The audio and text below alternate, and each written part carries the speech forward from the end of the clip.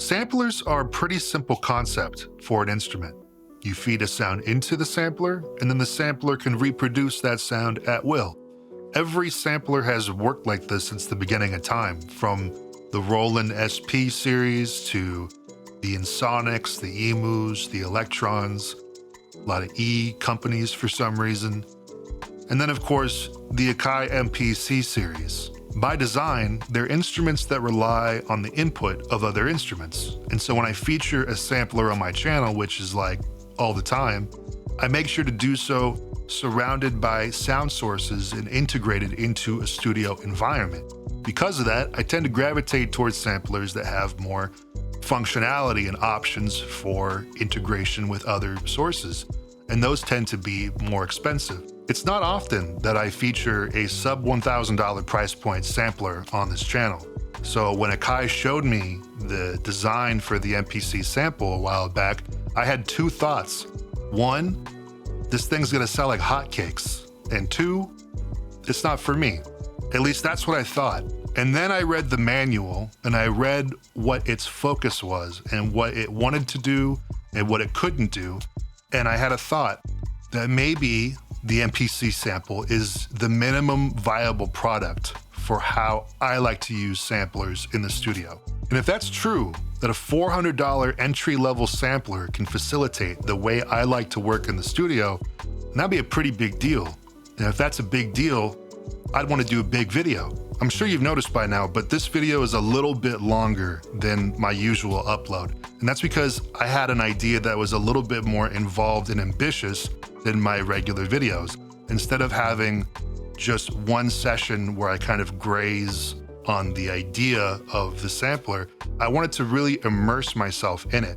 I wanted to try to document what it was like for someone to go from essentially just opening the box and getting to learn it by messing around to actually being comfortable with the device. So this video is actually not one session with one beat, but 8 sessions, 8 days, 8 beats. And it documents my process learning this device, coming to terms with what it can do, as well as what it can't do. And trust me, there's quite a bit. But I think this video is different than anything that I've done on the channel before, and I'm super proud of the work me and my editor Schnoodle have done to make this actually watchable for people, because this is a 2-hour video, but guess how much footage we actually had to work with. It was a lot more than 2 hours. Whenever I'm interested in a machine and I want to know more about it and I want to research it, I'm always trying to find the videos that really go in depth and really show what it's like to have that thing, because an investment is an investment. And for a machine like this, which is going to be, the first foray for a lot of people into this world, I imagine a lot of people are going to be looking for something like this. I wish that there were more people doing videos that were this involved and in depth. And obviously, that can't happen a whole lot because it takes a lot of time and a lot of effort and a lot of resources. Things that I found myself having while working with this machine. So if that happens to be you, welcome. Kick back, grab some popcorn, and enjoy MPC Sample, the movie. Welcome to John Makes Beats, where John makes beats. I'm your host, Curtis, and today we're going to try the MPC sample. I thought I would document my process in learning this thing and maybe even putting together a little something for everybody. So without further ado, let's get started. I'm going to create a new project. I haven't done too much in terms of looking around. I kind of got a rough lay of the land. I know there's a speaker, I know there's a microphone, I know that there's kind of one program, and then you can chop on each pad and you can dive in, and when you're in 16 levels in that pad, then you can access the chops. There's sequences. I know like the rough sketch of it, but I'm going to be learning as we go. First, I'm going to load up some drums. I think I just want like a rhythm to kind of work with as I work on this first thing. I haven't really made a beat on this thing yet. This will be the first time. We have 8 banks of 16 pads, which is quite a bit. I mean, honestly, I don't think I'll ever use that, but it's nice to see that all of that is here. Let's load something up on this first pad. We're gonna go to sample select. And here I have some kits and things that I know sound good already, so I don't have to worry about that as I learn everything else. Let's just load that up.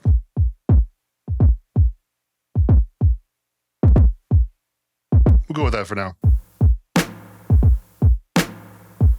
I think that's kind of the vibe that we want. All right, let's tap that out. It says 87.98. I'm going to take a wild guess and say that's probably 88.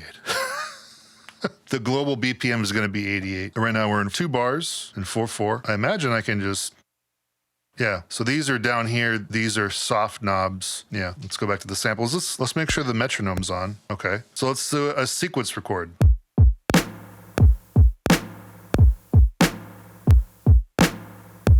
Okay, and then I'm going to turn off the metronome because I don't need it anymore. We have a rhythmic element, so we don't need that. Now I want kind of like a swingy, softer kick to come in to sort of accentuate the rhythm of this, because right now it's pretty stiff. So we're going to go in here and we're going to turn 16 levels. Right now, that's pitch, right?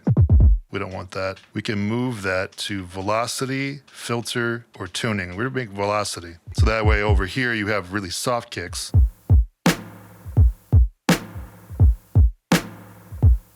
There we go. Okay, let's go back to the sample we're gonna get out of 16 levels. We can actually go in here to these menus, and you have access to quite a bit. You actually have access to an amp envelope. That's better. That way the noise of the sample doesn't hang and then cut off. And then I also want a high pass filter on the snare too. This is a little bit too much body for me. Right now that's a low pass filter. Let's see what we got here. Okay, we have a couple different high pass filters. We're gonna use maybe high pass filter 2 pole. This means there's just a more gradual slope. It just sounds more natural. Now let's see if we can put a low pass filter on this kick a little bit, because there's kind of a click on it. All right, I like that. Okay, we got the drum sounding pretty good. Let's bring a hi-hat on here. Now keep in mind, I'm still learning this sampler, so I'm going a little bit slower than I normally would. Let's bring this into 16 levels. Really minute.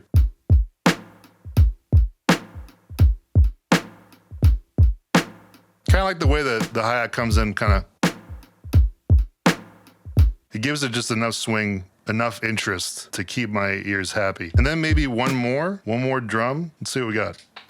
Usually this is the count drums. I always like this stuff. Let's try that.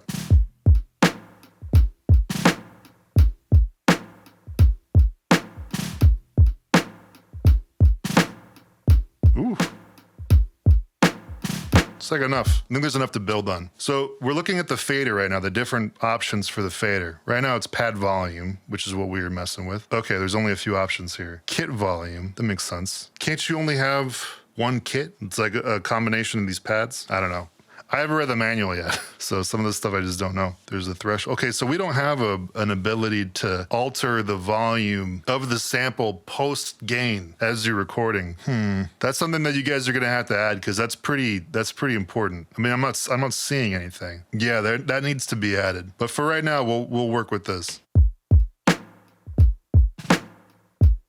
We'll go back to sample record.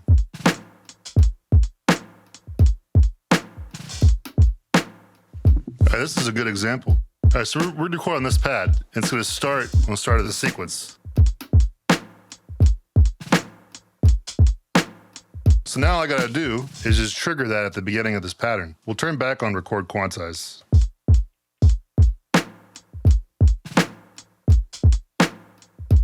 Made that quiet. All right, so to get started, I don't wanna play directly with the beat. I wanna record some chords and then chop them up in here. That's what I want to do. Let me find a piano I like. Let's record some. All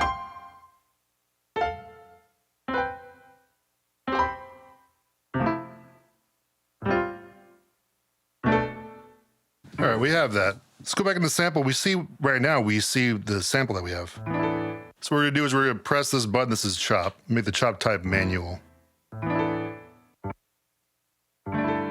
So we're gonna zoom in.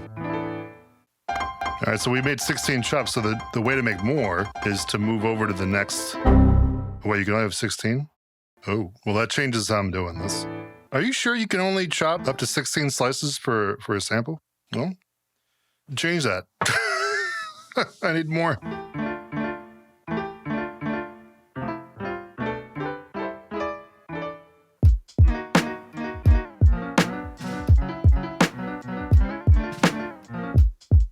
Let's mess around with the chops a little bit so we can get this to sound a little bit more musical.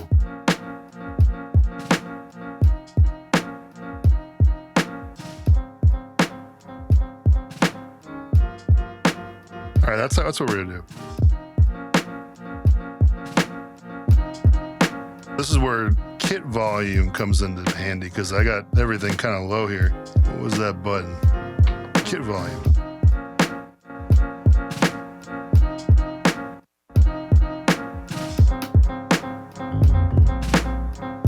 I have an idea for a bass line, but the chords aren't playing with it necessarily. So let's go back in here and see if I can find a better solution.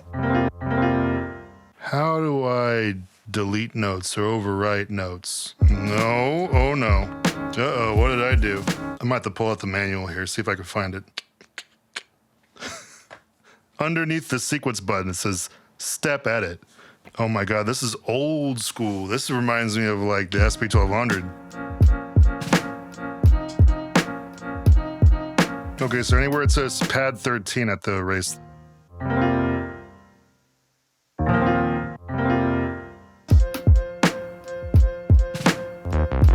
Let's find an actual bass line here. Hold on. We gotta do that, man. I need one good loop of that and one good go around.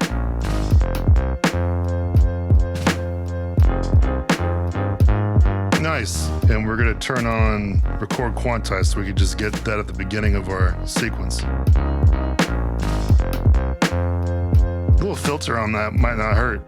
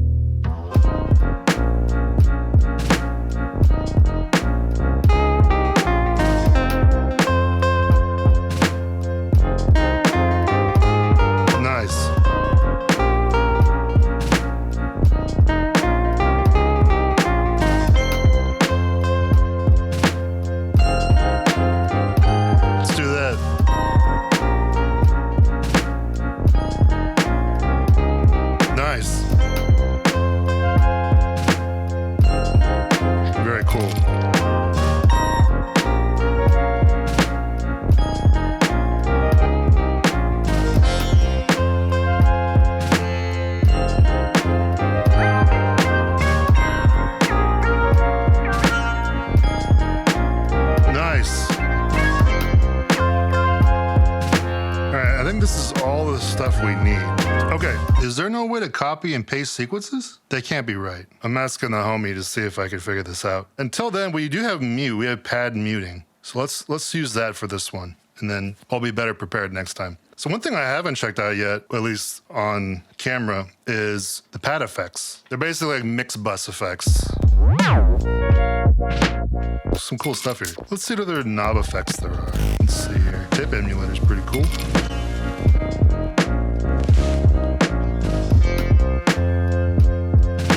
Bit of compression right there. All right, I think that does it. That's enough learning for me today, honestly. We'll come back in here another day and figure out some more.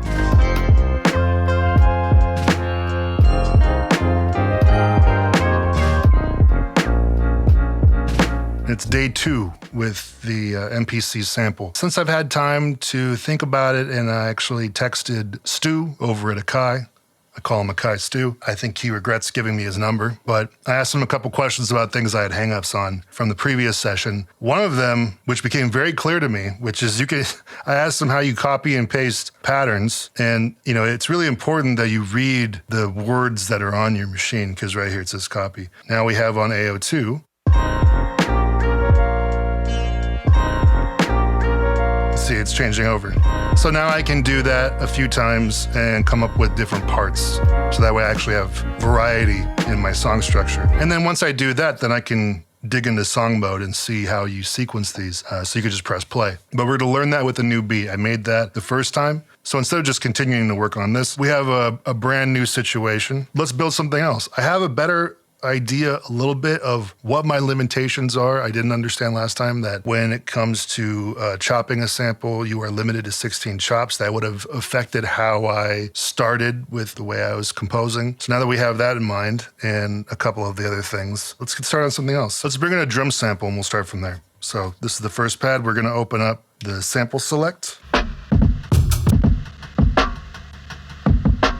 like this as a starting place, so let's load that up. We're gonna turn on full level. We're gonna chop this up. We're gonna do this manually.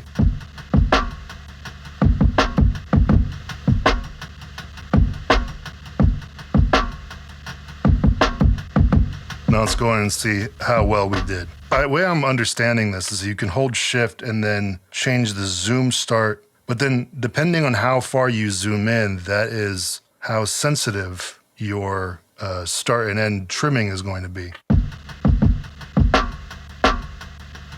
See how it's the percentages dedicated to the length of the page. So if it's zoomed out, then the start point will be jumping around a lot more.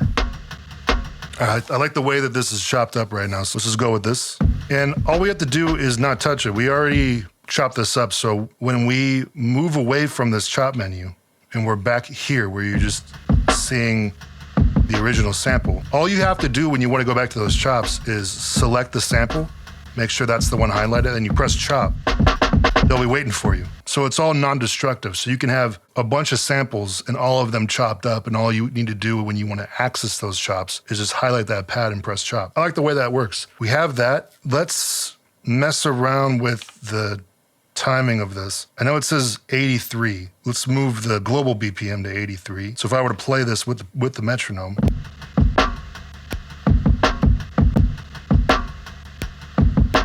yeah, it's on time. Let's put the sequence record on. Let's get 4 bars. Right now we're at 2, so let's move it to 4.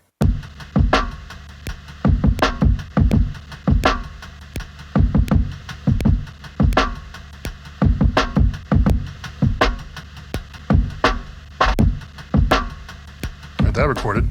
Let's turn down the tempo a little bit, and it's gonna follow because I have the time stretch set to sequence.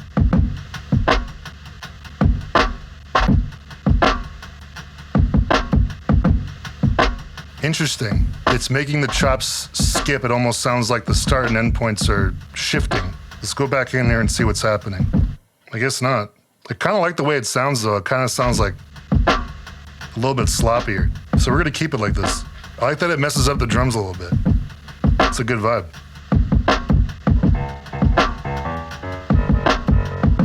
It's kind of funky. That's the first thing I played, but let's see where that goes. We're gonna sample record, and we're gonna make sure it is sequence length, right? And so we'll make it so that way it doesn't start recording until the sequence plays back. You see this turquoise line? Once that goes back, it'll start. I have an idea. Nice. So we'll get out of sample record, and then we'll actually just, we sequence record, and we'll place it at the beginning.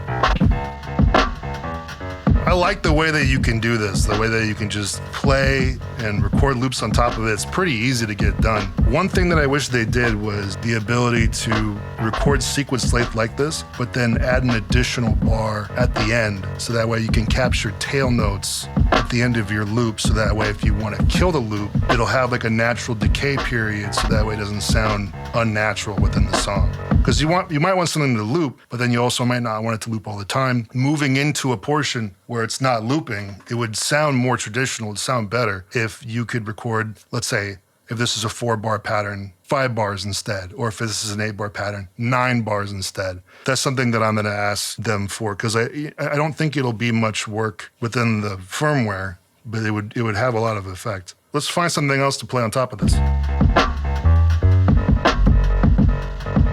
I like how subtle that is. We'll just record that.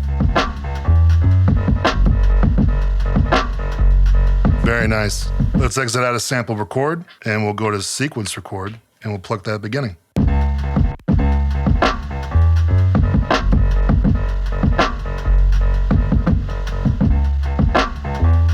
I think this lives or dies by what we're about to do next, so let's see what's up.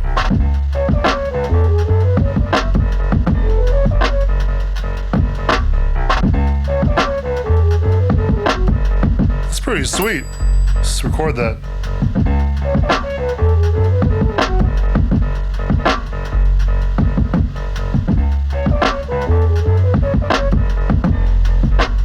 That's sweet like that.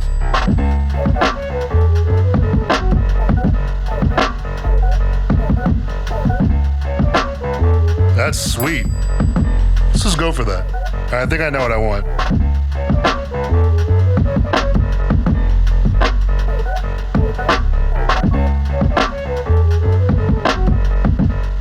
Now let's record that in.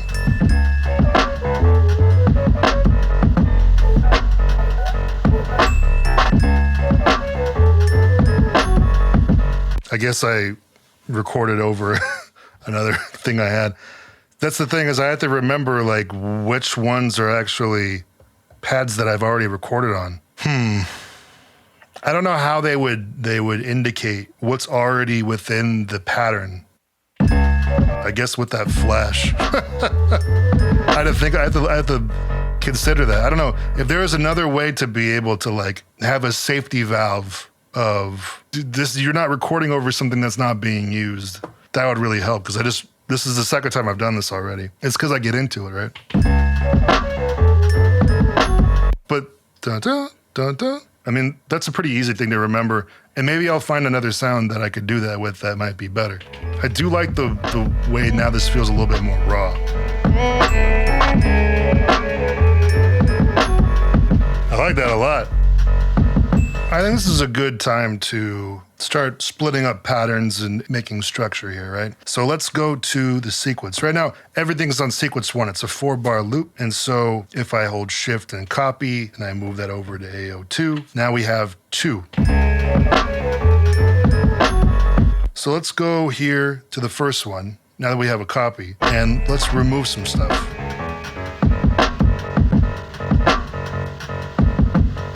Pretty sweet. All right, hold shift and copy on the 3. I'm learning. Now, on this second pattern, what I want there to be is, I want there to be the bass, not these two things. Those can come in after. So now we have this. We go from here.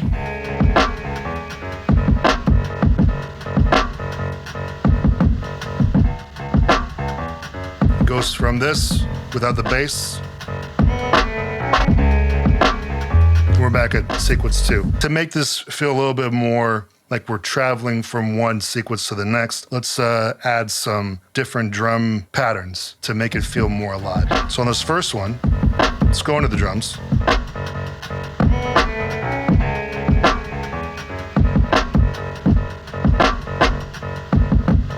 Okay, that works. And then we go to sequence 2, and let's see what we can make different about these drums. We'll do that.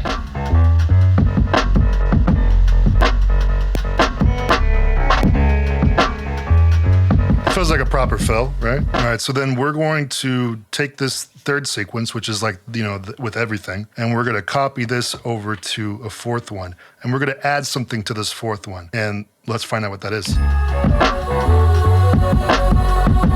Sweet.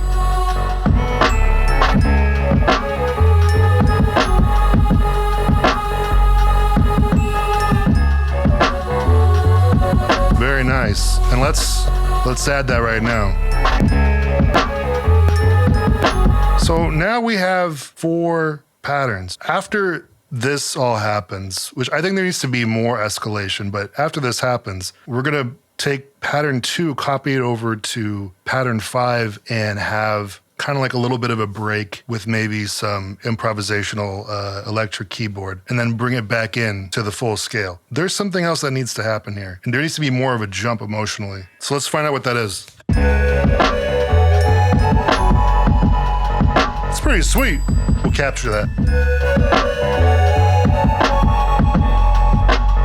Nice, I like that. It's like real quiet like that. I like that. And then we'll move over to the 4th sequence, and we'll put that there as well.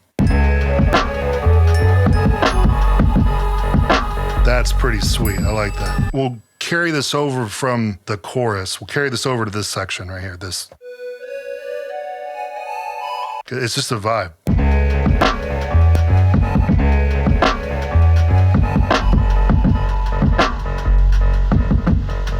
And for this pattern, all the other patterns are 4 bars, but this pattern is gonna be 8 bars. And the reason is I want to have an electric piano part that's 8 bars long. So we're gonna double the sequence.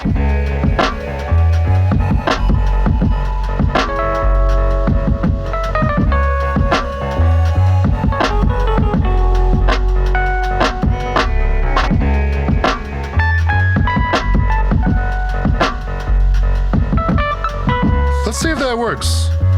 I think that combined with maybe another element would be really cool. It's really like cinematic type flute. Actually, it's called cinematic flute. Let's do that underneath.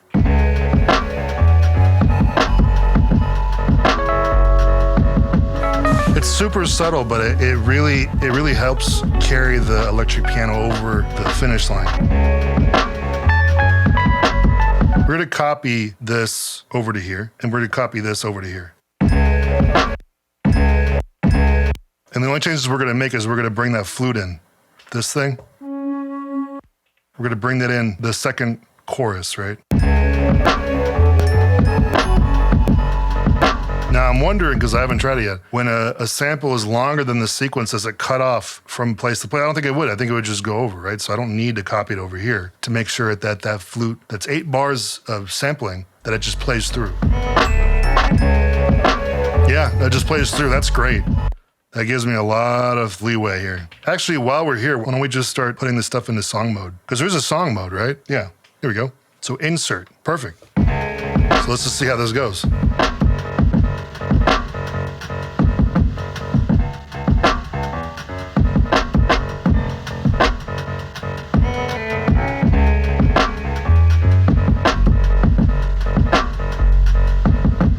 While we're at it, let's check out some of the flex beat stuff, because we didn't do that last time.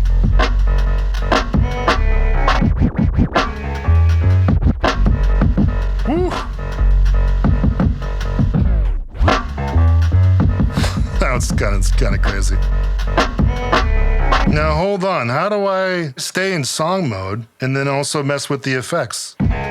Is that a problem with the knob effects too? I already have a compressor going on over here, so let's see what else we can make this. We'll turn on the vintage emulator. It's subtle, but it adds something. Here's my thing is like, if I can't use flex beat while I'm in song mode, that doesn't make sense to me. So let's take a look maybe at song mode, type. We're still in knob effects. Let's turn that off. So these don't do anything, right? Export. Why would I export this? Is that exporting like the WAV file? Did I just export the WAV file? Let's take a look. Let's go to sample select. Okay, nothing in projects. User, export. Would you look at that?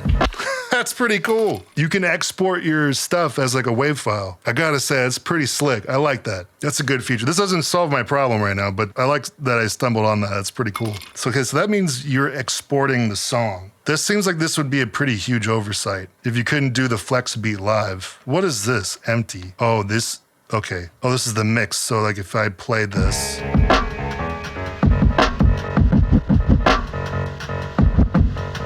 That's kind of fire, actually.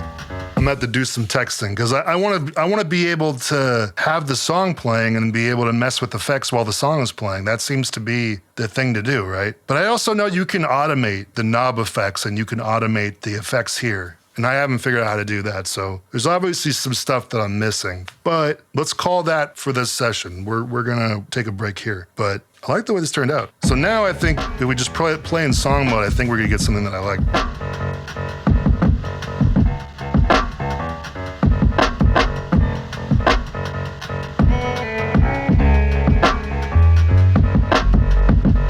See, one of the things about getting outside the loop is you want to make sure there's always a logical change from place to place. You always want to make sure something is changing, you're stepping up or stepping down, but you don't want too much of a step in one direction unless you prepare for that, unless, you know, it's earned.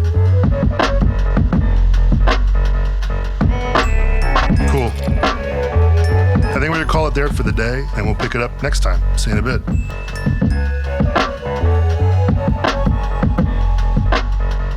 And it's day 3. Stu got back to me and I was saying, you know, how can I use flex beat and effects in song mode because every time I go to another screen, it kind of kicks me out. And he said, you could just export your song mode as one pattern and then go from there. And I was like, great, but I don't see that mode.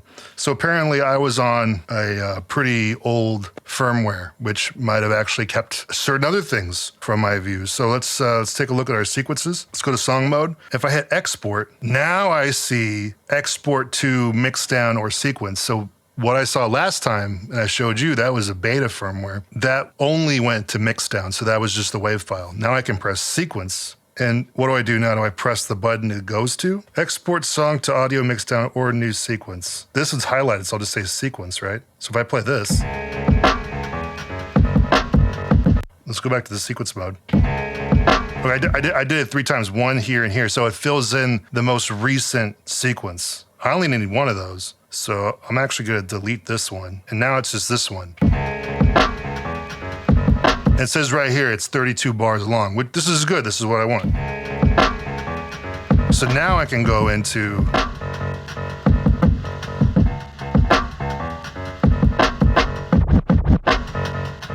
sick. I only want the second half of that, so I'll have it mix at 0, and then nice. So I can actually customize on the fly what part I want. Sick, love it. All right, so let's make a third thing. Often when I come in here and I work, sometimes I have a little bit of an idea of what I want. Sometimes I have a concept that I want to accomplish. But in times like this where I'm kind of just learning a machine, I don't really know what I'm doing, so it's just, I really don't have any idea of what I want to do right now. So I oftentimes find that these are some of the most fun, unpredictable sessions. So let's go in here. Let's just get started with some one-shots here. We're going to start with that. Make sure it's at full level. And let's get a snare in here too. Okay, I like that. Need something else like... Why don't we just do that in the microphone? Hold on. Let's see if we can get away with that. This third sample, we're going to sample record, and we'll turn the input to the microphone. Oh man, okay. All right, let's turn that off. So let's hear that. Sounds very professional. That's not what I want. Can we mess around with this a little bit? It's kind of fire. 1, 2, 3, 4. I love tap tempo. Steady rhythm doesn't love me. It's hard for me to get an accurate tempo from tap tempo. Let's try that.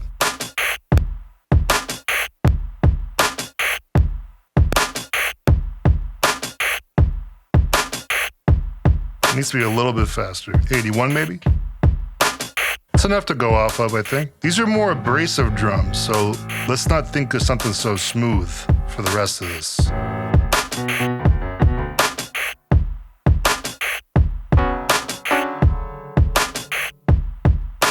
I like this sort of dissonant, abrasive, repetitive chord here. I think that's good. I like this patch. If I don't find anything better, I'll just do this.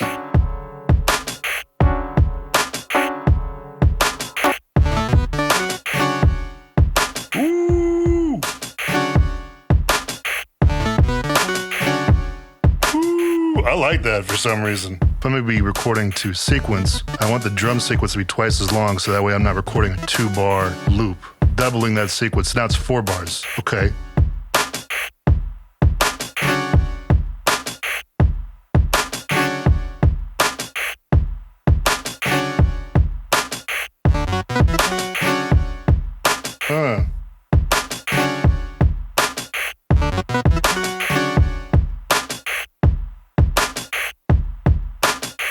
Let's throw this in there.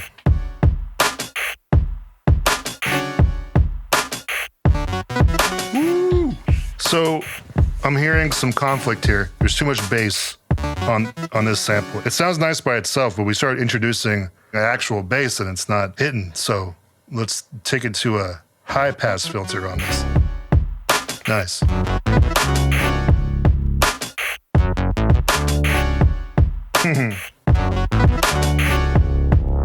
Woo.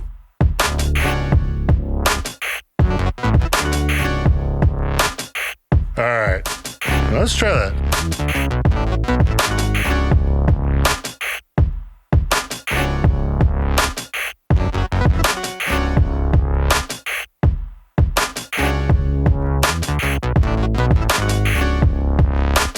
Woo! All right, I think we got what we need here. Woo!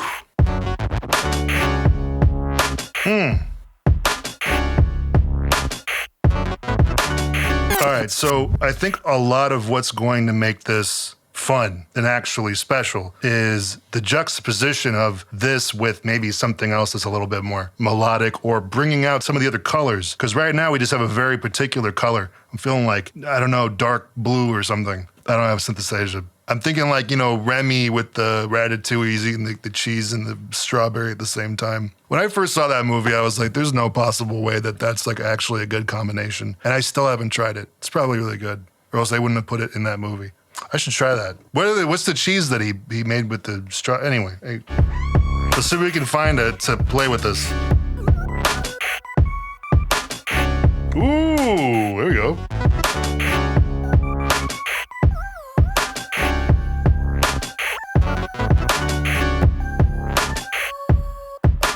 Okay, that's fire. We'll just do that instead.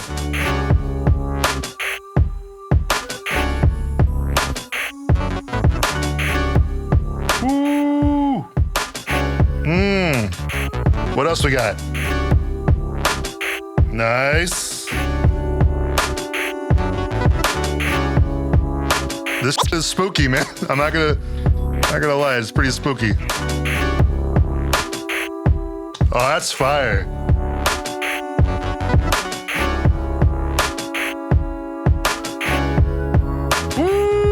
Let's do that. I think it needs like one more thing from the drums here, huh? Like a percussion loop. So let's take a look at what we got here. Could I do this? No, I don't want that vibe. I want something that's actually like well recorded. This mic does the job in a pinch, as you can tell. But no, I want something else. Let's get this time stretched, huh?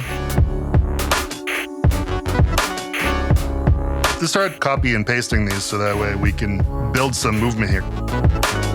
I need something like on top, floating, right? This is pretty slick, I like that. I think that's good, I like that. I just want it to be really slight. It's kind of just like hanging back, just filling the space, right? That way when it goes away, it's not so bad. Sick. So we're obviously missing some layers. I don't want to mess any of this up. I know we have a couple pads left, but we're just going to move on to bank B. Just got to figure out how to do that. Pad bank. Bank B. Okay, so now we can just keep layering. I don't know how many voices of samples can be playing all at once on this thing. Maybe we'll find out.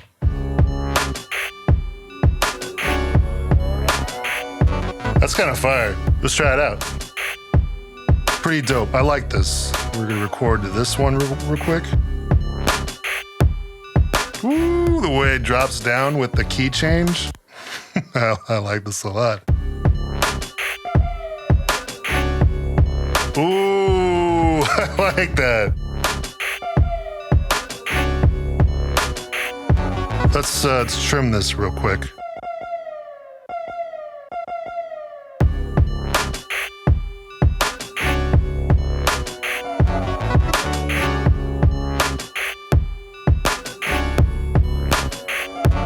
Sick. I think we got something here, man. Something needs to happen here, though. Something new. That's sick, whatever that is. What am I chasing? Give it to me.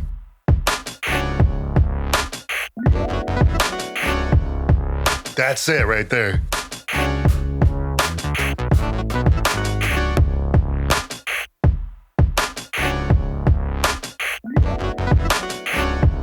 That's so sick.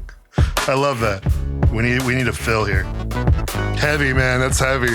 So the way that you do song mode, I guess, is you just highlight a pattern and then you just press insert, which which is pretty cool. Boom, done. Pretty simple. So if I want to export this, press export, and now it exports sequence. So now this is like the full thing. So this pattern is actually all the patterns in the way that I programmed them in song mode. So now we can go to flex beat and do stuff like that. All right, that's it for day 3. Let's take a breather and then we'll jump back into it tomorrow.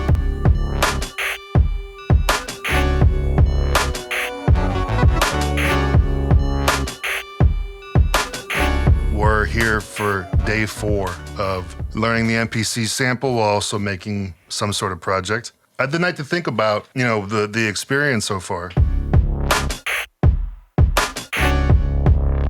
I like that beat. One thing that I do think is a limitation that I'm kind of missing on bigger devices is there's no, clear tracks. There's no individual effects for tracks. So the only effects here are the ones on the mix bus. That requires a lot of intention when you're bringing things in. Either you have the intention of resampling it with effects, or you're bringing it in already kind of liking how it sounds. There are filters for each track or sample, but I do like, on the regular MPCs, having the separate tracks to be able to add effects and sculpt things inside the box. That's a limitation that I'm working around here. Also, 16 slices only per sample. That does change how I'm approaching making stuff. I can't just record endlessly and then scroll back through to see which ones actually work. I have to have more intention as I'm recording in. A big one, though, that I didn't think would be as much of an issue as it is there's no, at least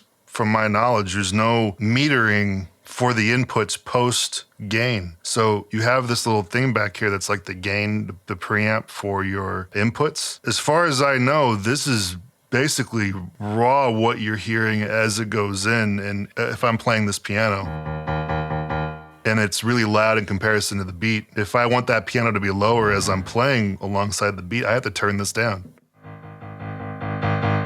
I feel like that's gonna wear out that knob sooner rather than later. Maybe I'm wrong, but what I would really like for them to implement, if they haven't done it already, maybe I just haven't seen it. I've been proven wrong quite a few times, is just to be able to control the input volume post gain. Once it comes in here, if I can digitally control how loud it is in comparison to the track, that would be a huge deal. When you use a preamp on the input, it does change the sound. You're getting gain from, this preamp. So it's not just changing the monitoring, it's changing the gain that the sampler is adding. So it's not a completely transparent fader or anything like that. So that's something worth thinking about. Other than that, I'm really surprised with just how much there is in this thing. For being $400 in a time where inflation has gone crazy and computer parts are not that cheap, the fact that they were able to ship this at $400 is pretty insane. I don't want to comment on prices and how much of a markup companies are doing so that way they can make a profit off of their work, but the fact that they found this viable is, I think, pretty consumer friendly. Again, it's not perfect, but you don't expect a $400 sampler to be perfect. But as far as this tier of sampler products goes, it's pretty good, man. The chopping sublayer per sample is a really clever way to do this. As I work on this and as I'm figuring out what exactly it can do, I'm just feeling more at home and more comfortable with being able to make full tracks on it, which is impressive. Yeah, the fact that the chopping is completely non-destructive and you don't have to bounce it anywhere, I'm looking at USP, is pretty cool. I feel like when you're working on something that's a little bit more limited like this, the intent and your intention going into it, the scaffolding that you create mentally matters more because you have to be more intentional with your moves in a machine like this. So I guess I'm just feeling a little bit more vulnerable jumping into these sessions, but I think it's a good thing for me. Let's start with just making some drums here real quick. We're gonna go with one shots today. We'll make that the hi-hat.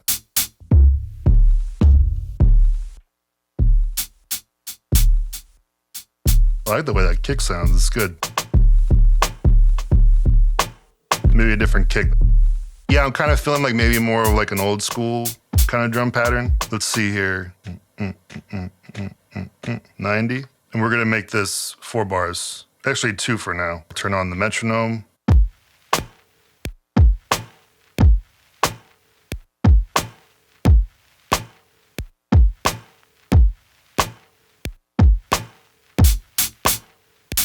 And then we're gonna put the 16 levels on the hi-hat, and we're gonna change that 16 levels to velocity. We're gonna make sure that these are not quantized. One thing I have to get used to is every single time you move into a different window or menu, it changes the nature of the pads, which they had to do because there's just not a lot of interface here. But I'm used to going to a different submenu and still having my 16 levels up. Let's try that again.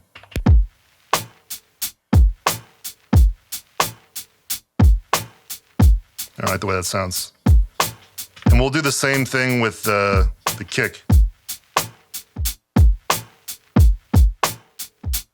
All right, I like the way it's stiff, but it's also a little bit off. I kind of like that. I want to play to that. Let's move out of here. Maybe we change the hi-hat sample. Just audition some.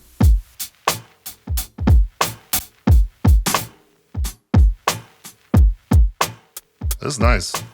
Let's put a filter on this kick a little bit. All right, digging where this is going. We're just gonna record some chords.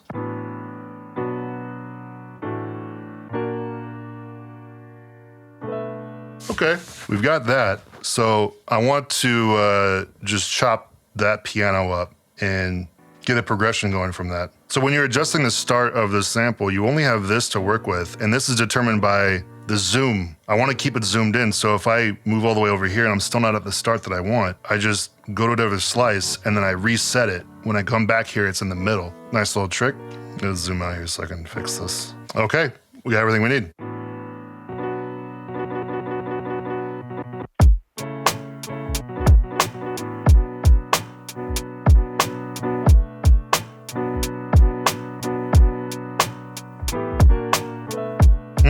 We're gonna make this a 6-bar loop. So let's double the sequence and double it again, but then we'll cut it back to, what? What are you talking about, Willis? There we go. You hold shift and you can make it a specific kind of bars. I was gonna say, if you can only do 4 and 8, we gotta have a talk, man. I think we're good here.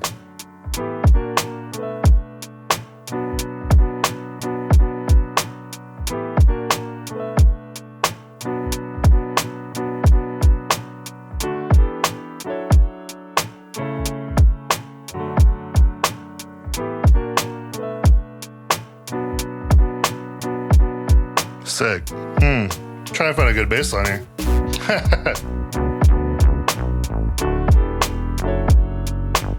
All right, here we go. This is it right here. This is.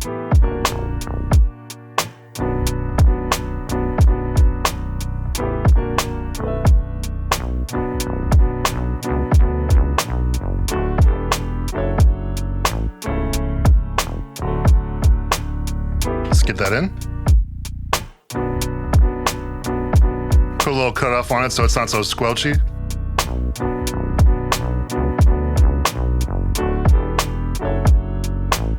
There needs to be something up in the sky, you know what I mean? That's pretty sick. Let's do that.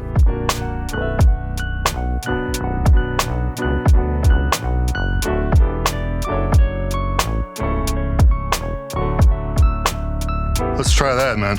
Maybe bringing in another a drum, like a tambourine or something.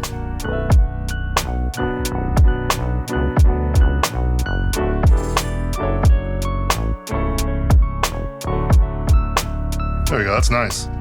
How do I lower the preview of these? They're so loud. That's another thing. Is if that's not already implemented, please give the ability to lower the preview of these. They're so loud, man. Do that.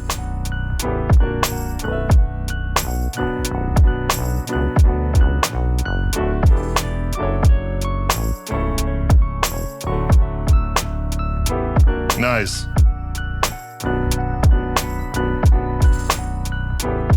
That's pretty sweet.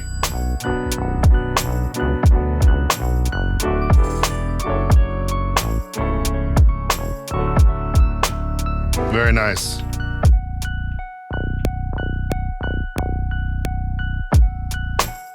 Let's do that. It's a cool little layer right there.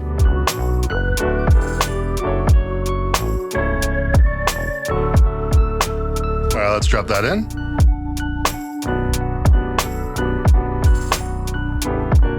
So we just need a couple more layers and then we can start building this out, right?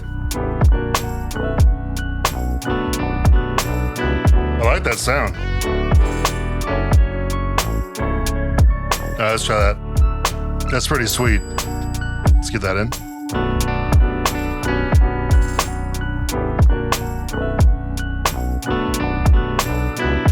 Let's turn on the compressor on here.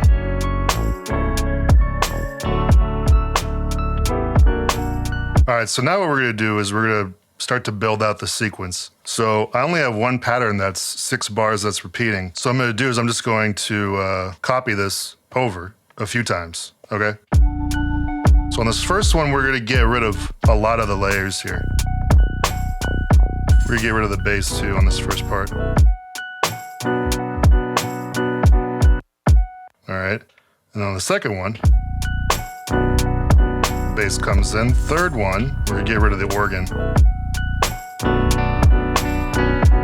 I think I want a little bit of an attack on this organ. We can go in here and go to the amp envelope. So I have these 4 patterns, and then I'm gonna copy this one over here. And we're gonna get rid of a couple things. Get rid of that. And the guitar.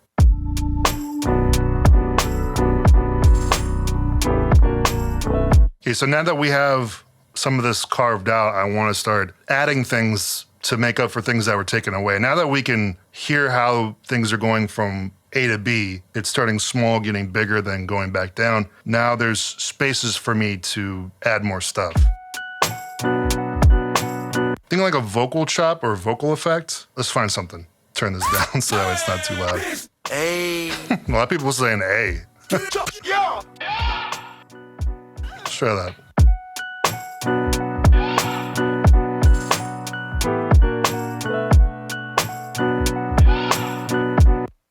Nice. Needs to be a little bit later.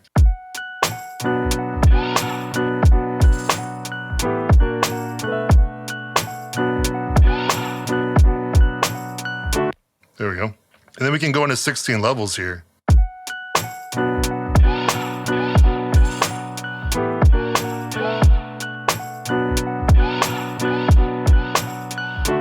Nice.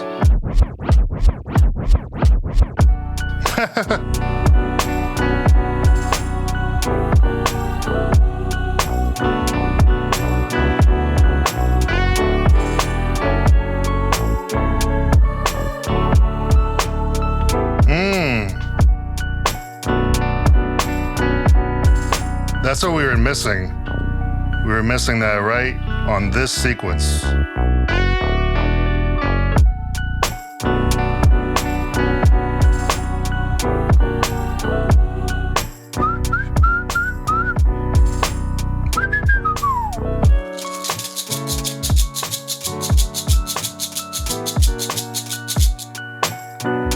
Let's try this.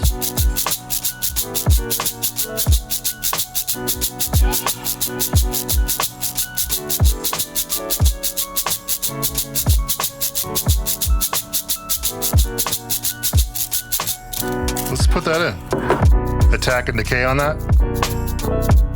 All right, I think we have the song. Let's go to song mode. Insert this pad twice. This once, this once, this once, this once. Okay, I think we got it. Put a little bit of reverb on that. I wish that there was more sensitivity, because like reverb, you don't want more than like, 1% reverb or 2% reverb on a whole mix. It's really tough kind of getting that. Or if there was a way for me to be able to like, is there a way? Shift? I don't think so. If there was a way for me to be able to actually input the percentage that I want and not have to like guess and then latch, that would be really cool too. Some of these performance effects, right? Like that's fine, but when you have like delay and reverb on the whole mix and you want to dial that in, because you only have one knob effects, which is like the thing that you can dial in, just give the ability to dial in the percentage. That's it. It would make this so much more usable. Let's go into song mode and let's export this as a sequence. So this right here has the whole sequence. For now, I think this is good. We have basically the track. I'll see you on day 5.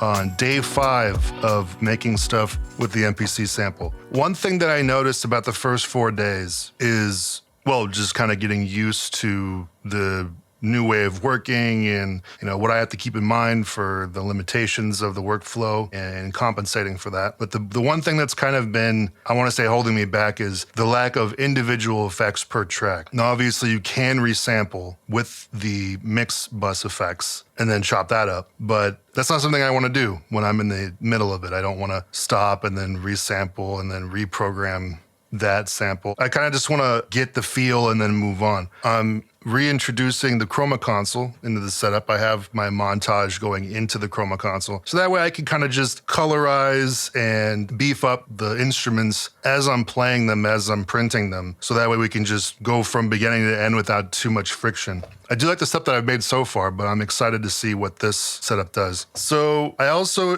dropped in another folder of samples that I found on archive.org a while back that are all like old sample CDs from the 90s. I'm actually a big fan of this. So let's go through and let's find something that might spark an idea.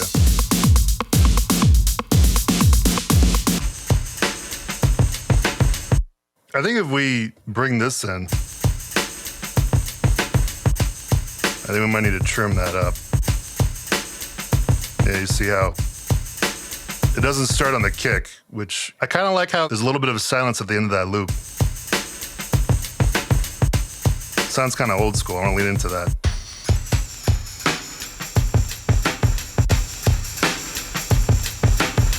All right, let's just get that in. And I tapped the tempo, and let's see what that was. About 88. Let's see how on point this is. We're gonna turn on the metronome, and let's see how the metronome sounds in comparison to the timing of the drums. You know what we're gonna do? Is instead of just saying this is good enough, we're gonna go ahead and chop this up.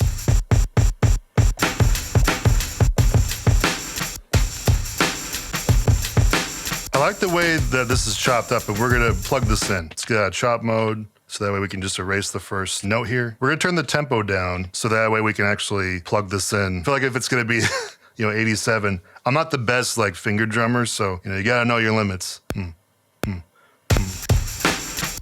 Actually, it might be more helpful if it's at the regular tempo. I feel like the sample starting and stopping is gonna mess me up even more.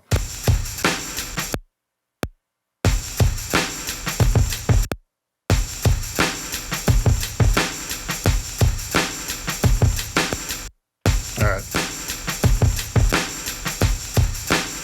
There we go, I like that. Let's play around with the filter, see if we can get more of a tighter sound on it.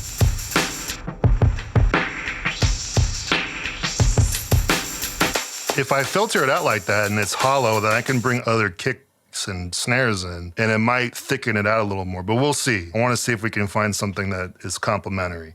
But if I'm gonna have a bass on top of this, I don't want a kick that's too pure in tone that's competing with the frequencies of the bass line. You see what I mean? If it's gonna be a minimal bass line or it's gonna be copacetic with, the tuning of the kick, then yeah, that's fine. But I think that's kind of like the perfect middle ground. Maybe I'll even make it shorter with the amp envelope. We have to tune the end so that way the envelope will take effect. Let's get that in.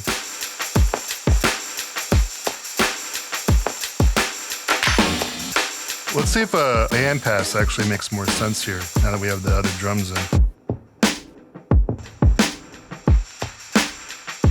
Let's pitch the kick down a little bit. Maybe, we'll see. Maybe just a different kick sample. Let's try a couple.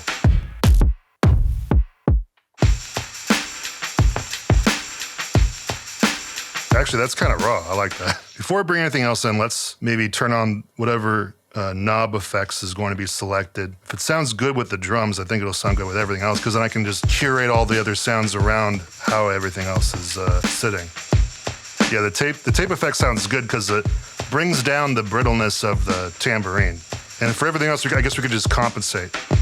Let's bring in a high pass filter on this. Get rid of some of the bass or mids.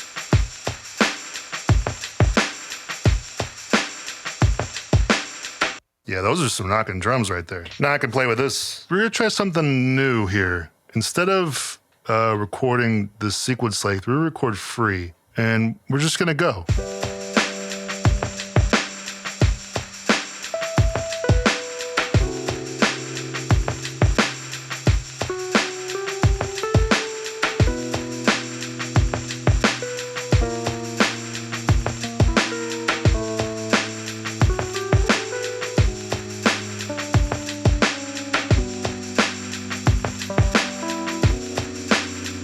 Very nice. How do I want to do this? We're going to copy this over here, okay? And then over here, we're going to trigger this. Is there a way to offset this? I saw an offset. There we go.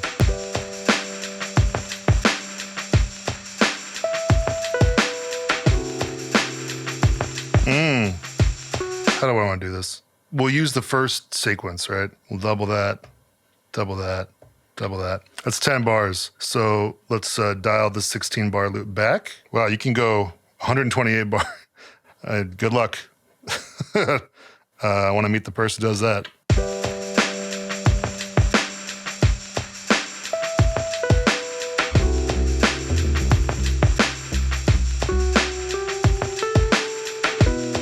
All right, we're just gonna record that simple bass line.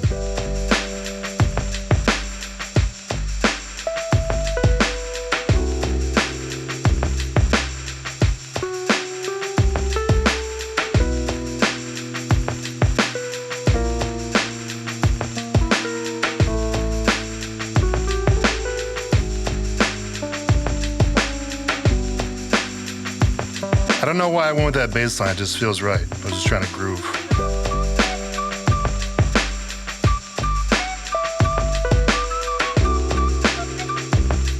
All right, I like this a lot. Let's slap that down.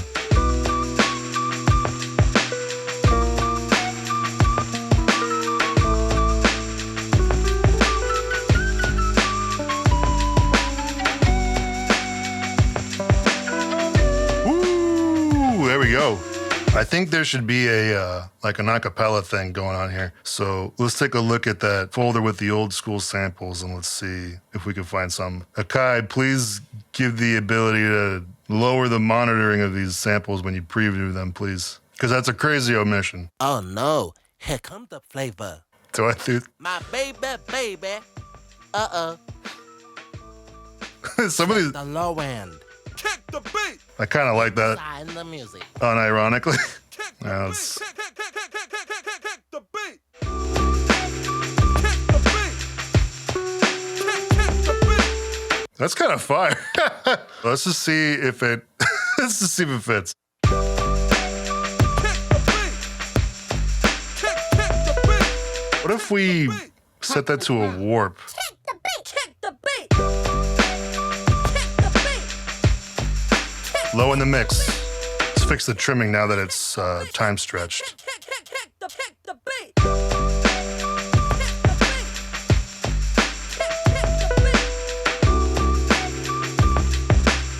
Seems like when you time stretch, it doesn't honor the same start and end points. I could be tripping on that, but that's what it feels like. So I kind of like this, like, there we go. Let's jump in on that. I'm just gonna do it once. It doesn't need anything more than that.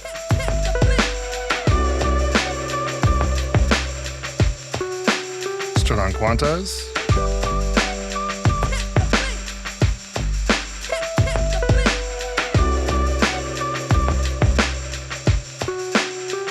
Very nice. I think we're at the risk of overcooking the sausage right now. I think this is good. Let's copy and paste that. And we're just gonna take out the flute and the string for this part.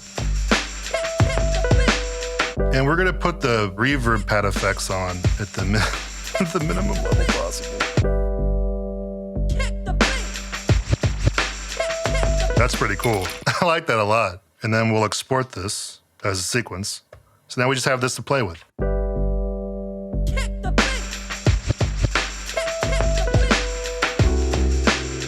This is a vibe. I love this.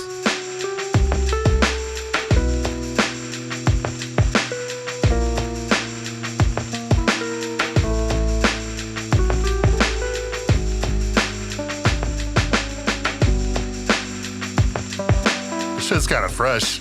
I like this. Dun, dun, dun, dun, dun. Sick. I love it. Yeah, we're just gonna save that. Had a good time. Day 5. I'll see you day 6.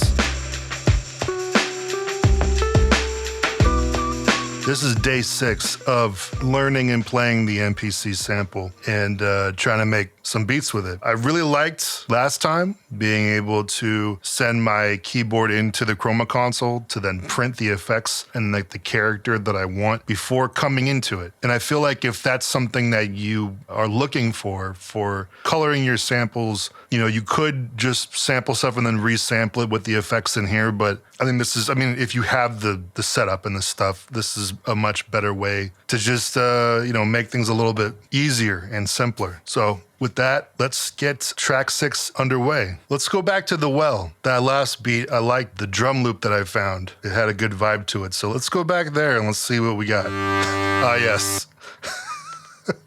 That's what I was looking for. It's pretty funky. Okay, kind of cool. Let's see what else we got. You know, I like the idea of taking a drum loop like this that's obviously for dance music and slowing it down so that way we have a hip-hop tempo. Let's try that, huh? Let's tap tempo this out. Now let's see what we got there. 90? There's something about this. I like this. I wish you had the ability to have like a wider band pass or at least the ability to have 2 different filters. That'd be kind of cool. So you could do a low pass and a high pass, you know? Let's bring a kick in.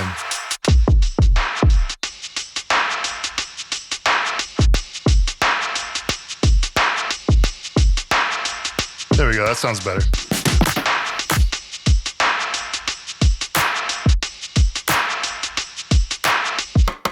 I like the reverb on it, but it doesn't need the transient, so let's go into the amp envelope. There you go.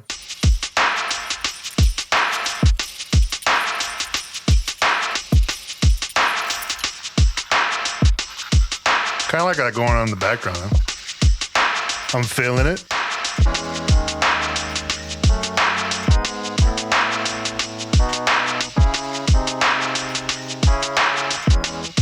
Ooh, that's sick right there. Make it 6 bars. Woo! It's gonna take forever for me to get this right, but it's gonna sound so good when it does.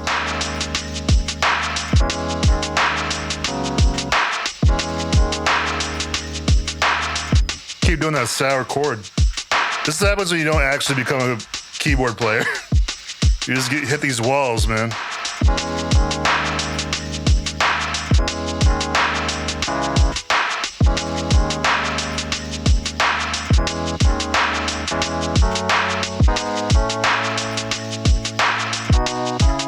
Ooh, I think that was it. I think I want to chop this up a little bit. Not chord for chord, but like, because I just want the timing tighter on these chords.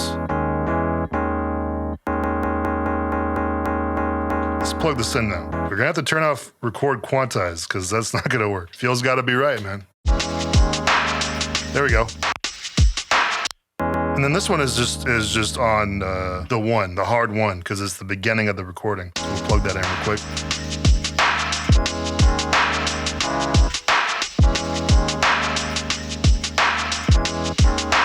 You know, the way that it comes back in on the turnaround, that chord's kind of weak. So I'm just gonna have it the beginning of this trigger for the end. So that way it just sounds better. Because I just did it right now and it sounded better. So let's just do that. See right there, it just kind of like, bleh, you know, and it happens a little bit late. Doesn't sound right. So we'll replace that with that. Very nice. And then this one, these two don't sound that great, so we'll replace it with that one. And I like how that one, it stops short, but so does the clap. See how it kind of like, the reverb of that one is gated? I didn't even mean to do that, but I think when I was playing, I liked hearing the reverb gating on that one clap, so I stopped right there. It's just that some of that subconscious stuff, it comes out later. I didn't intend to do that, but that's just like a fun little thing. Once you kind of like just get lost in playing something that feels right with the music, things like that will just come up. Like, that's like my favorite stuff is like later when I hear it back, I'm like, oh, I did that. I didn't like consciously decide to do that, but that's cool. I like let go of the chords so that way you could hear the gate on that decay on the clap. I like that. I'm gonna see if there's a knob effects that could tame the mids of this mix a little bit for me. Let's go into what these are. Huh, there's no EQ, there's no master EQ. That's interesting. There should be.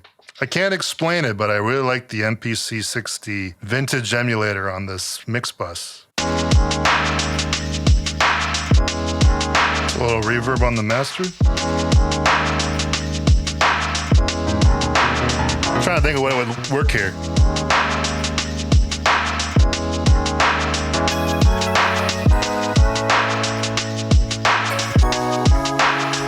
Very nice.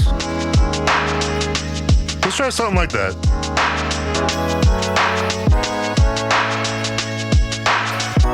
Woo! Getting some emotion out of that.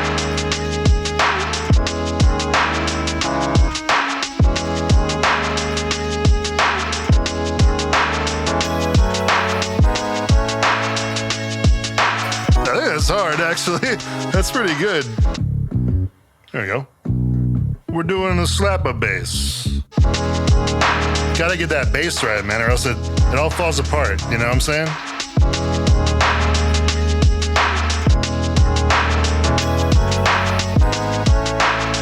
It always takes a little bit longer than you want to, but then it comes out so good. We're ready to that piano, and I think that's it. I think we'll have enough.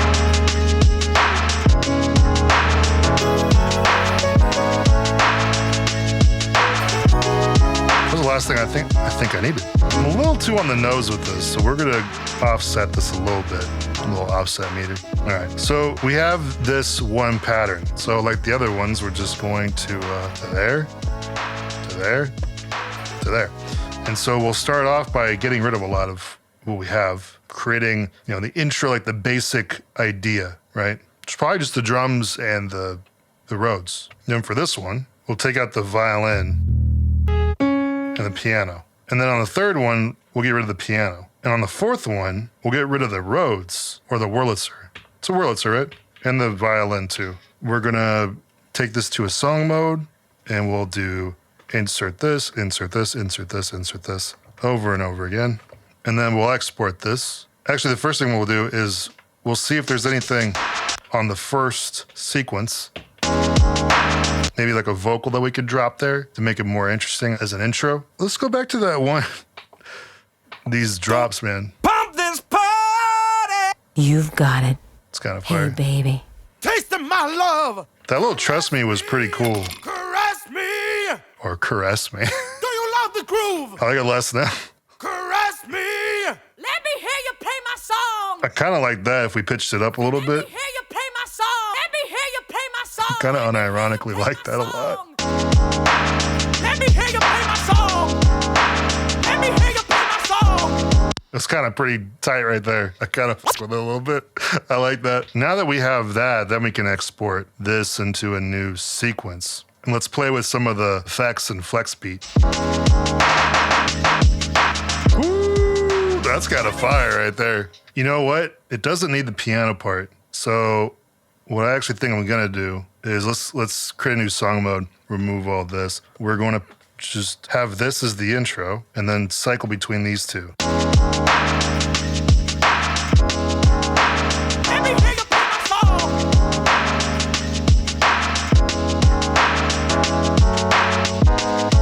Sick.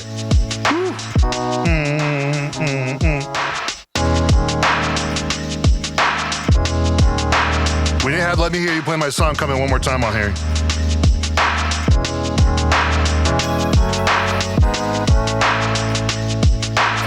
Let me hear you play my song. Am I tripping? Maybe, but I like it right now. Sometimes it just hits, man. I think I like that. We're gonna export this to this sequence. Now let's play this. This is beat 6, man. Let me hear you play my song. We're racking them up. Okay, all right, that's it. I'll see you in day 7.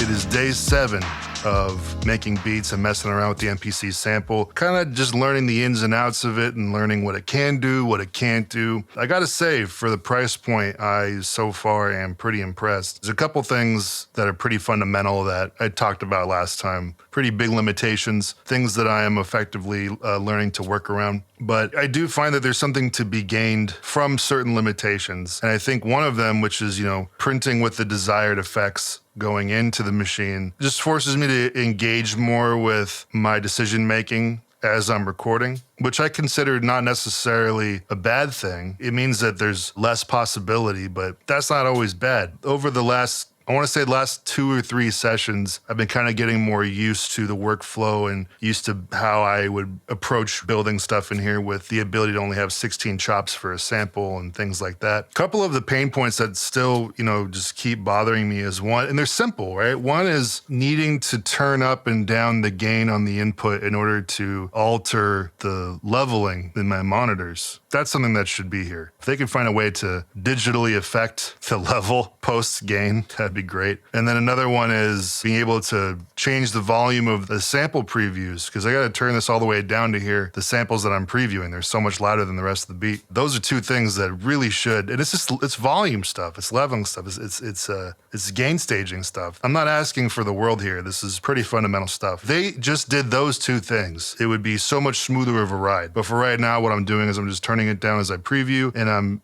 adjusting my levels on the back here. Not perfect, but I'm getting stuff done, right? Let's start with song 7. One thing I do like about this machine is that when you turn it off, it's like the Octatrack and it remembers the state in which everything was. So it's not like the other MPCs where if you turn it off and you didn't save, your stuff is just wiped. It keeps the state, the most recent state, but also at the same time, I have to double check that I saved everything before I move on to the next thing. So let's start a new project. We're gonna clear everything. So honestly, I could just go over to the keyboard and play something and figure that out. But because this machine limits the amount of chops that you're able to make per sample, I'm less inclined to do that, because if I'm doing this with like another MPC, say like the Live 3 or the XL, I can go over here and I can play for minutes at a time and I can have whatever 16 times 8 is, that many chops, which I never do that many. I always do like, maybe 4 or 5 pages at most, but that's still a playground. That's still enough space for me to kind of spread out post improvisation. Considering the limitations here, I'd rather have a rhythm set up in place so that way I can play to it and come up with the progression over there. And even if I chop it afterward, like I did last time, I'm still workshopping before I record, which I think is more suited for this machine, which is why I'm starting with drums almost every time. No, I think the first time I didn't. But again, that was the day where I didn't realize how many chops you had. I didn't realize you only had 16 chops per sample. So I made the change accordingly.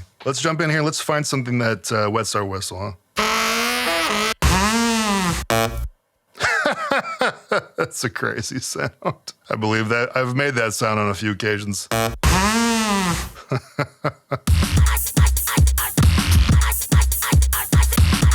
almost want to do that.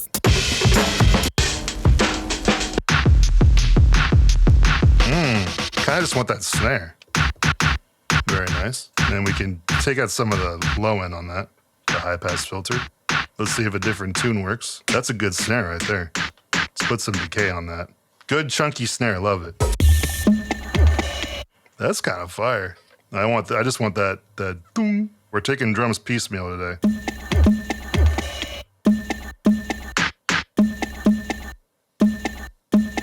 Do we have the chop?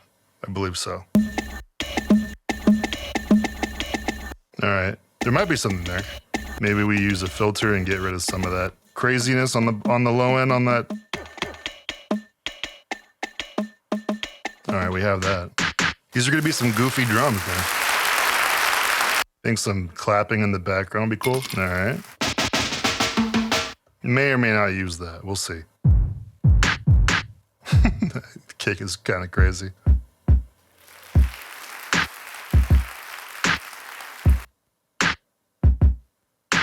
Just something real simple like that. Boom, don't. What's that sequence? We'll call it 74. So we need to get, you see like there's a little bit of air in front of this kick. We need to trim that out.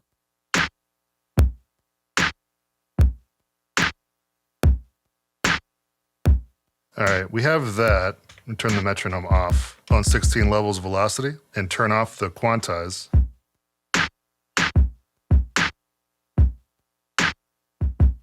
Nice.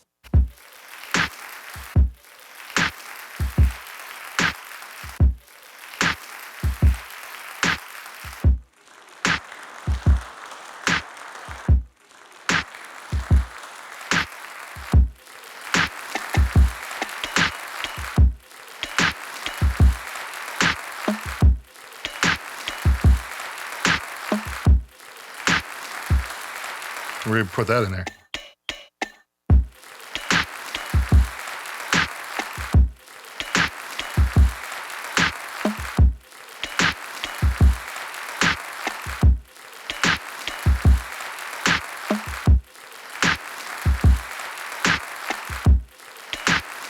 And turn that down a little bit. I cut the decay on that kick a little bit. I like how this is feeling now.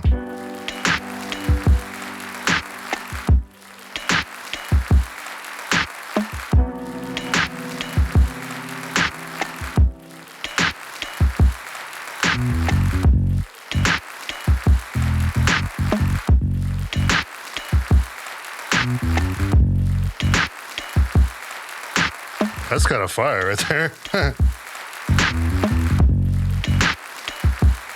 That's kind of crazy, man. So right now it's just 2 bars, but that bass line is probably gonna be closer to 8 bars. So let's double that and double that. And we'll just, we'll play a bass line. We'll figure out later what goes on top of it. For right now, that sounds pretty good. Actually, it's just gonna be 4 bars.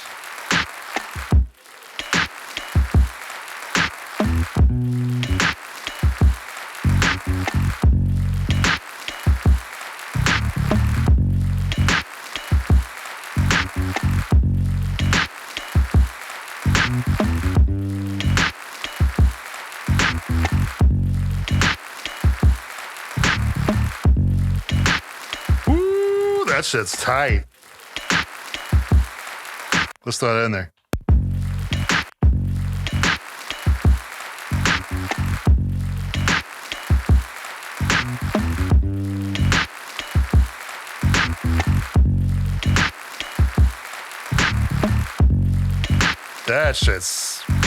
That hits, man.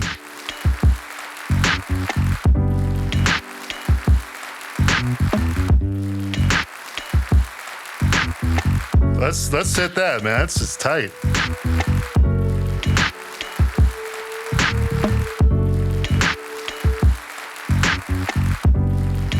I love that.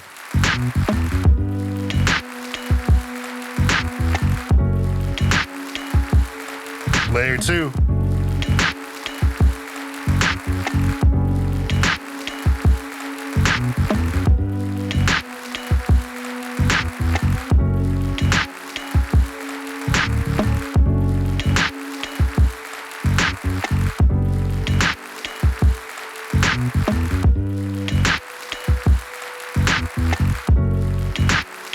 I'm just going in, man.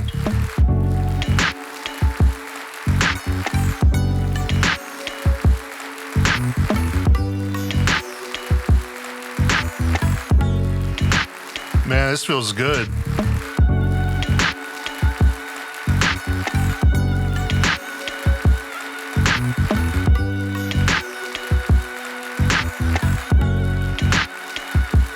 That's awesome.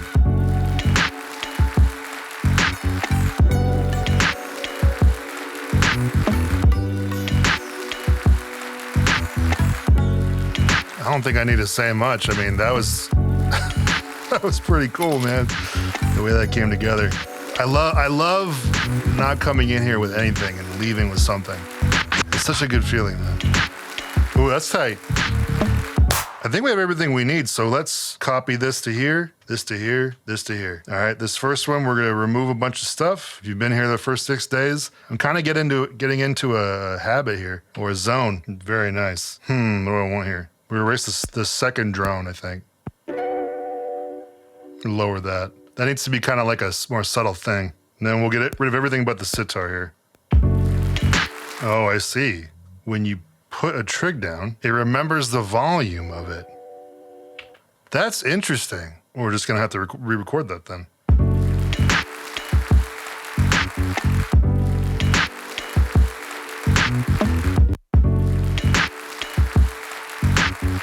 Oh, when you hit sequence record, it remembers the automation here. I see what we're doing. Actually, if that just had an envelope attack, this also needs an attack.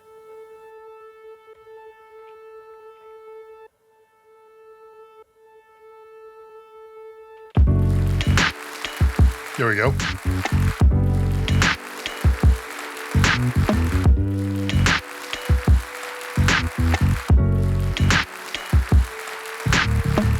This one I'm gonna take the and the claps.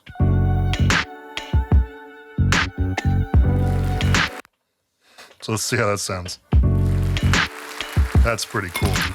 So that way the start of the clapping sample, which fades in, it doesn't happen until the kick. So it's almost like the kick is triggering it to duck again, right? Actually, what I should do, I should trim it.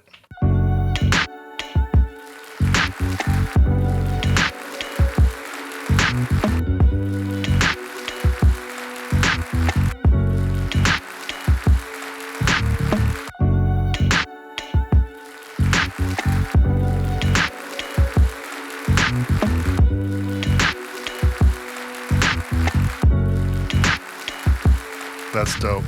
I want a couple other things here. I want to copy this here and get rid of the piano. So we just have the bass and the drums, right? That'd be a good thing to have.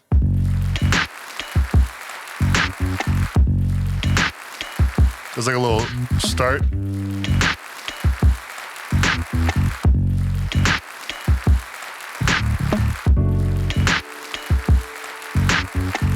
Woo!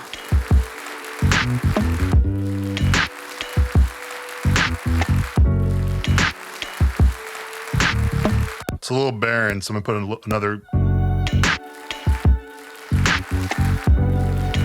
There we go. So that way the drum feels like it's bringing, the snare feels like it's bringing it back in.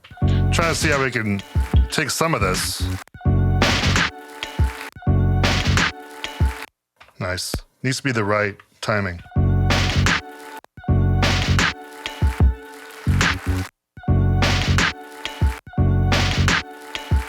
Let's see if that translates in the whole scheme of things, right? What if I reverse it? Yeah, that's pretty tight. Ooh, having it be like a reverse impact for the snare.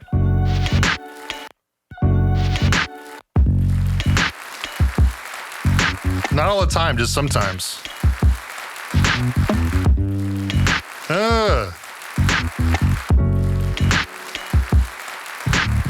Actually, we're gonna take away this trimming, because I like the way that it kind of just bleeds into the next part.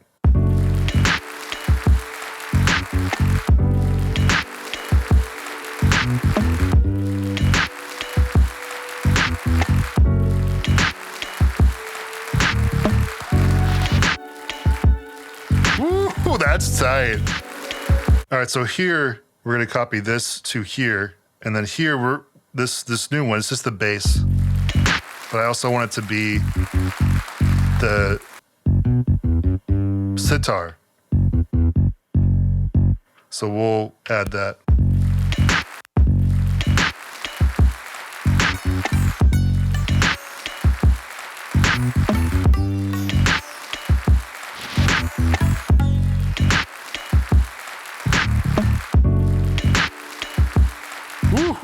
So let's build song mode here. We're going to start with just the bass, bring in the piano, have this whole build up, bring it back to just the piano and the sitar, and then this again. And I think that's good.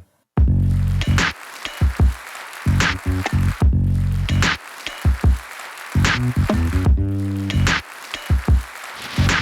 don't know, I really like this.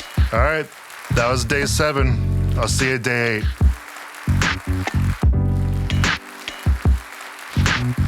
It's, I think this is day 8. Last session, I think, was the first time where I truly felt like I was getting into the groove with the machine. I understood like the ins and outs and sort of how it works and the layout before that, but there's a difference between learning a machine and understanding a machine. Does that make sense? You sort of have to like see its strengths and weaknesses and then be able to meet it in the middle and to contort your workflow ideals and your philosophy into something that works best with the machine. Honestly, a lot of situations don't ask you to do that. Like the mainline MPCs don't ask you to do that. DAWs don't really ask you to do that. But when you have machines that are like this, more consumer grade, and they have obvious limits, that sort of comes into play. It's not a good or bad thing. It does affect how you make music because it affects how you show your intention. Yeah, last time I kind of just really locked in and it felt good. So I kind of want to ride that wave. So let's open up a project. Let's open up some sample folders and see what we can find here.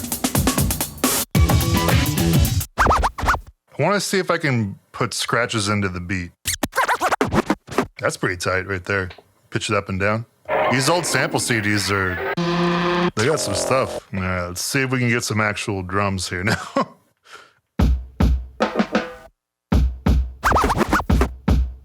That kick is tight. I like that whatever that like drum machine hi-hat is. It's sick. That sets the tone right there.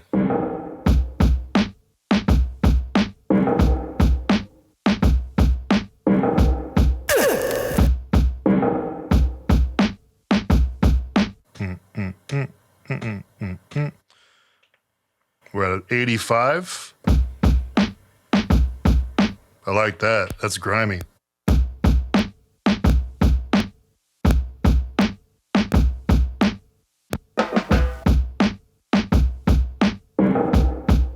Whew. That's so sick. We're gonna chop this up.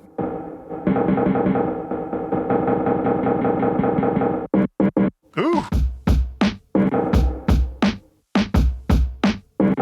You know what? Doesn't need to be chopped, but it does need to get warped. We're gonna shift it to time stretch.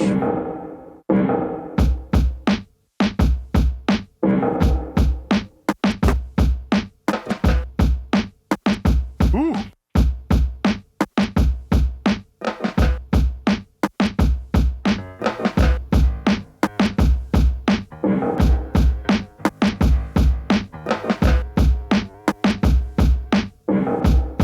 I kind of like these drums, but let's see if we can find something that fits melodically with it.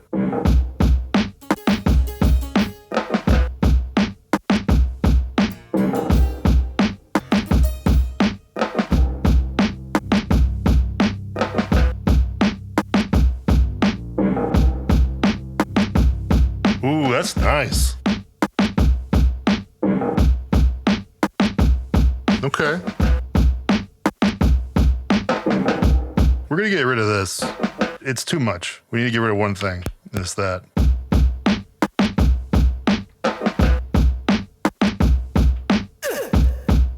That's kind of fire right there. That'll be the replacement.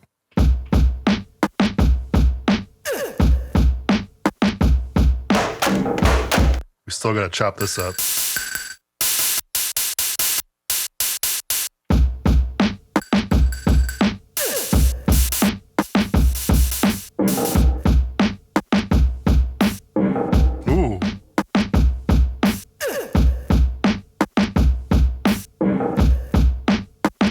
Cool. That's pretty fire. So we're going to record that, and we're going to record it the length of the sequence. Kind of I've been doing the whole time. We're going to make it 4 bars, this pattern, because I want the bass line to be 4 bars, and it'll only record the length of the sequence. So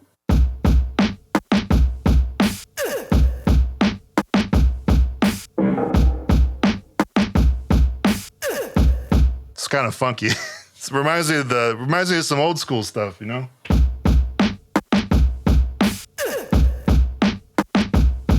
Let's get that in.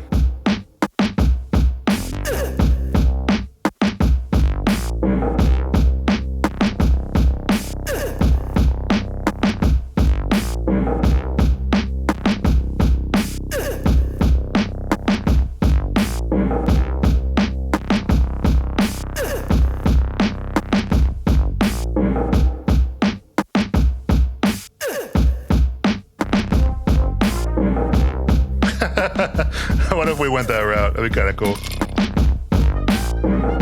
It's kind of fire.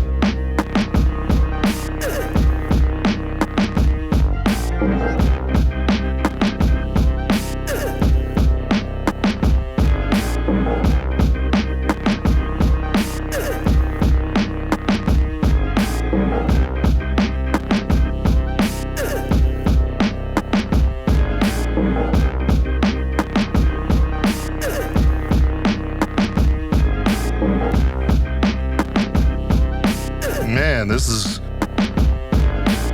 All right, so we're gonna start building this up because it's already getting a little chaotic. Let's copy here, copy here, copy here. Okay.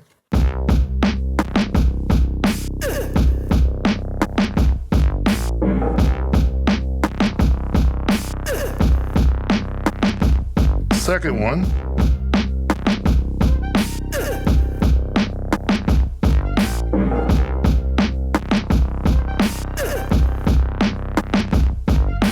This third one, we're gonna get rid of the horn.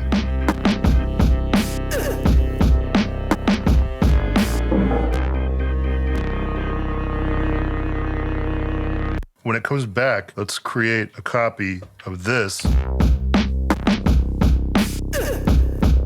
And I want piano. This piano solo, I want it to be 8 bars. So for this other pattern that just has the drums and the bass, we're gonna double that sequence. Now it's 8 bars. So when I record to a pad and have it be the length of the sequence, it'll be 8 bars long and I can just go in. Just go.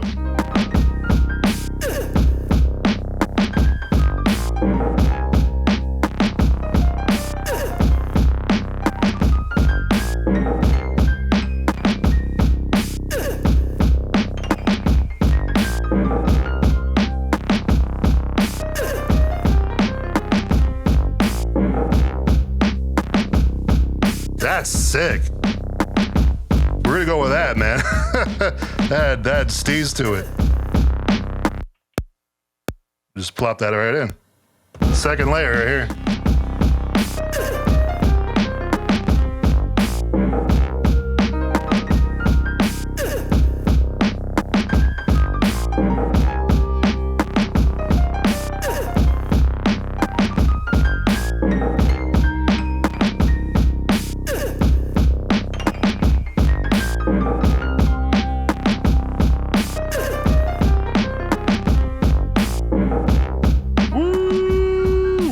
You know what? We're gonna layer this again.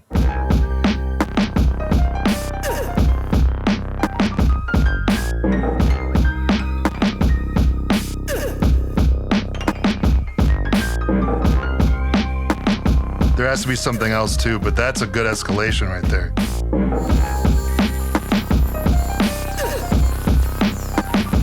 Yeah, that really low in the mix would be sick.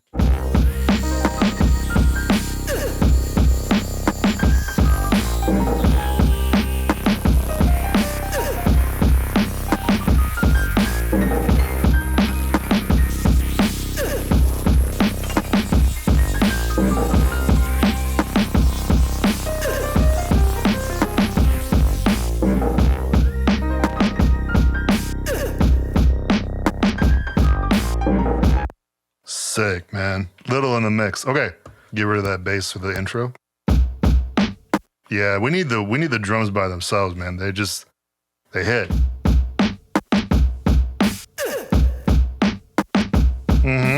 Yeah, this one right here. It's not the horns that should be there. Let's rectify that. What should be in its place? Yeah, the organ.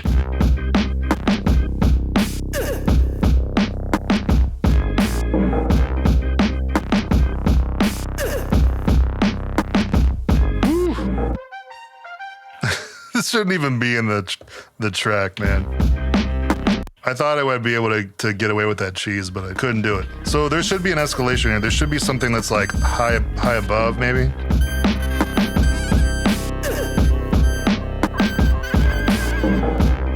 Think like maybe a snake charmer sort of sound. I currently have it going through this interference effect on the chroma console. Without it, it's just a tone. And then as the thing goes on, I can open it up a little bit like that. But I like having the interference on it. It's cool.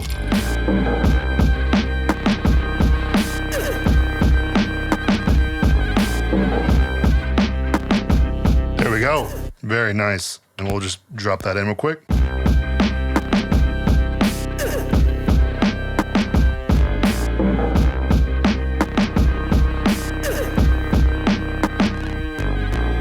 And then here, we should drop out some of the drums. That's sick. All right, so let's plug in the patterns into song mode. So we're gonna start here, with just the drums. Here, insert, here, insert, here, insert, here.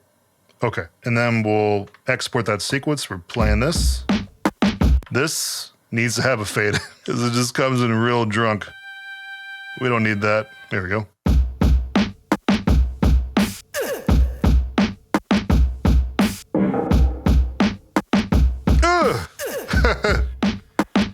Hits, man. I don't know. I like it. That's really good. That's number 8 in the bag. I guess that's it.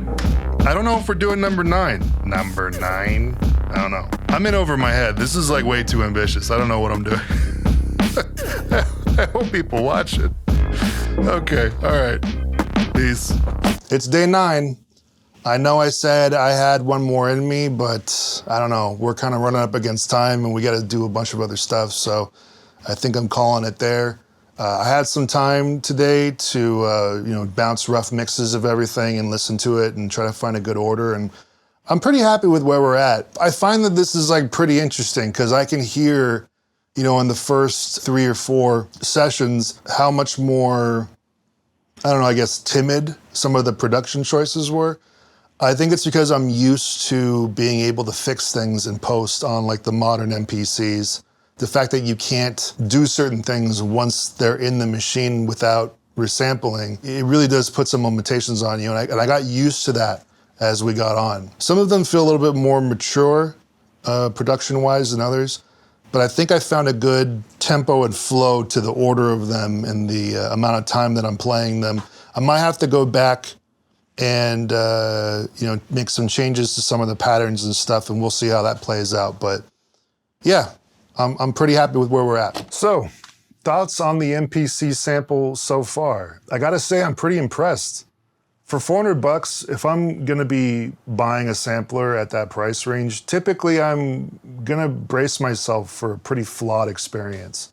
If I'm thinking about other machines that are in that price point, pretty much all of them are missing the necessary features that allow me to use it as if I would a flagship. I feel like the MPC sample is like a minimum viable product for my particular workflow. I feel like I could, if I show up to a studio and I see this thing on the table, I will be okay. I can't say that for another machine at this price point. There's a couple of things that really hold it back, and maybe it's something they can fix in future updates. Like, it's baffling to me that there's no sample preview volume.